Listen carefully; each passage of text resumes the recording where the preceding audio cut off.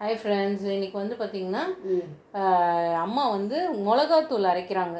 மிளகாத்தூள்னால் நம்ம வெறும் மிளகாத்தூள் இல்லாமல் எல்லாமே அதில் என்னென்னலாம் செய்யலான்னா சாம்பார், காரக்குழம்பு அண்ட் மீன் குழம்பு, கறி குழம்பு எல்லாத்துக்கும் இந்த தூள் போடலாம். அதில் என்னென்னலாம் சேர்க்குறாங்கன்னு அவங்க ஜெயா சொல்லுவாங்க. ஹாய்மா. என்னப்பா? சொல்லுங்கம்மா. இப்போ வந்து இப்போ 1/2 கிலோ மிளகா, 1/2 கிலோ தனியா. சரி. தனியா வந்து லேசாக வறுத்துக்கணும். அடுப்பு பற்ற வைக்கல, பரவாயில்லையா? நான் சொல்கிறேன். இப்போ லேசாக வறுத்துக்கணும். வறுத்துக்கிட்டு ரெண்டுமே சேர்த்தா 1 கிலோ. அதுக்காக 100 கடலைப்பருப்பு, 150 துவரம் பருப்பு. சரி. சோம்பு தவிர வெந்தயம் 25 கிராம், கடுகு எல்லாம் 25 கிராம் 25 கிராம். இந்த 1 கிலோவுக்கு 1 கிலோ மிளகா மல்லிக்கு. அதாவது இவங்க 1 கிலோன்னு சொல்கிறது 1/2 கிலோ மிளகா, 1/2 கிலோ தனியா, அதுக்கு தான் சொல்கிறாங்க. அதுக்கு என்னப்பா, நல்லா ரொம்ப வறுக்காமல் ரொம்ப கறுக்காமல் திட்டமாக வறுத்து இத்தினோண்டு பொரியரிசி. ஏன் தெரியும் கொஞ்சமாக பொரியரிசி சொல்கிறேன், குழம்பு பொங்கிடும், பொங்கி ஊற்றிடும். அதனால் கொஞ்சமாக திட்டமாக பொரியரிசி பொரியரிசி எதுக்கு போடுறாங்கன்னா ஃப்ரெண்ட்ஸ், அவங்க சொல்கிறாங்களா பொங்கிடும் இறங்கிடும் அப்படிலாம் இல்லை. பொரியரிசி போட்டால் குழம்பு வந்து சேர்ந்தாப்புல வரும், அதுக்காக தான். சரிங்களா? இந்த கடையிலலாம் பார்த்திங்கன்னா வந்து அவங்க வந்து இது கடலை மாவு கலப்பாங்க, அரிசி மாவு கலப்பாங்க, குழம்பு கொஞ்சம் குவான்டிட்டி அதிகம் ஆகிறதுக்கு.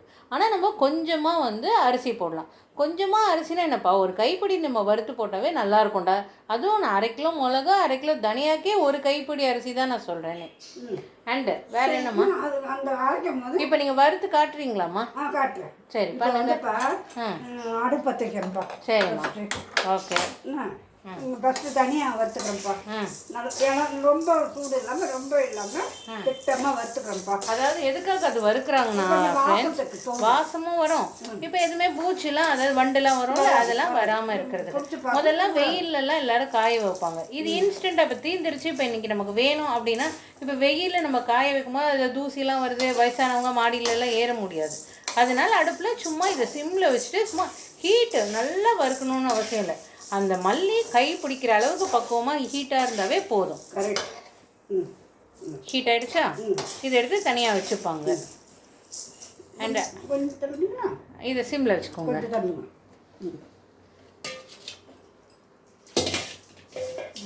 பாத்திரத்தை கொட்டிடுறேன். மிளகா வறுக்க வேண்டாம். மிளகா வறுக்க வேண்டாம். வேண்டாம் வேண்டாம் மிளகா வறுக்க வேண்டாம். ஓகே. அடுத்தது இதில் என்னென்னா வந்து வச்சுட்டு இதில் வந்து நான் என்ன பண்ணியிருக்கேன், கொஞ்சம் கடுகு 25 கிராம், 25 கிராம் வெந்தயம், 25 கிராம் மிளகு, 25 கிராம் கடுகு, 25 கிராம் சீரகம் போட்டு லேசாக வறுத்துக்கணும். நல்லா கொஞ்சம் ரொம்ப இது இல்லாமல் ரொம்ப இது இல்லாமல். அதாவது இதில் என்னென்ன வறுக்கிறாங்கன்னா வெறும் சோம்பு இல்லாமல் மற்றது ஜீரகம், கடுகு, வெந்தயம், மிளகுலாம் கொஞ்சம் போடலாம்ப்பா. நல்லாவே ஒரு 25 கிராம்ஸ் போட்டுக்கலாம். இது வந்து ஒரு 3 மாதம் வரத்துக்காக நம்ம ப்ரிப்பேர் பண்ணுறோம். எல்லாமே இதில் 1 கிலோ கூட அரைக்கலாம். ஆனால் பட் என்னென்னா நம்ம ரொம்ப நாள் வச்சா தூளும் வந்து வெளுத்து போயிடும். அதனால அந்த வாசனை அதெல்லாம் 3 மந்த்ஸ்க்கு ஒரு தடவை நம்ம வந்து அரைச்சி வச்சுக்கலாம். அதுக்கு 1/2 கிலோ வந்து இப்போ ஒரு குடும்பத்தில் 4 பேர் இருக்காங்கன்னா 1/2 கிலோ வந்து நல்லா சரிங்களா? தாராளமாக 3 மாதம் வரும்ப்பா. கண்டிப்பாக. நம்ம இனிமேல் இந்த கடையிற மிளகா ஆச்சி சக்தி அதெல்லாம் ரொம்ப நல்லது, ரொம்ப நல்லாயிருக்கும். நானும் வாங்கி அதெல்லாம் செஞ்சுருக்கேன்.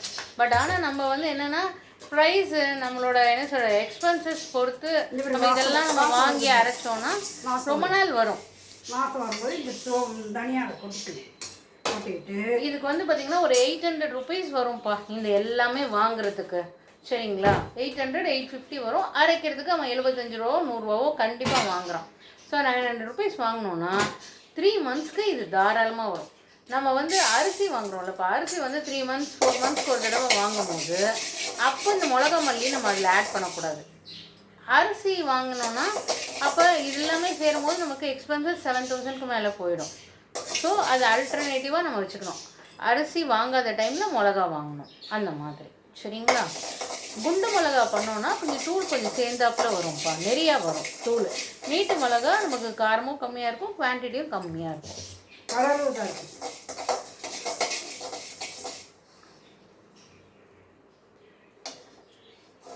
அரிசி வந்து நமக்கே தெரியும் பொரி அரிசி மாதிரி பொரிஞ்சு வந்துடும்.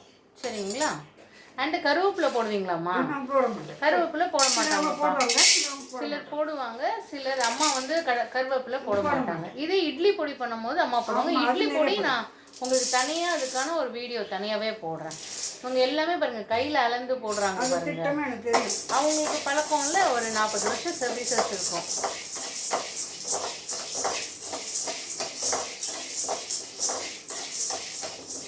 கொஞ்சம் நல்ல வாசமாக இருக்கும். இப்போ இது சிம்மில் வச்சே வறுக்கணுமாம்மா? சிம்மில் தீஞ்சிரும், அதனால தீயக்கூடாது.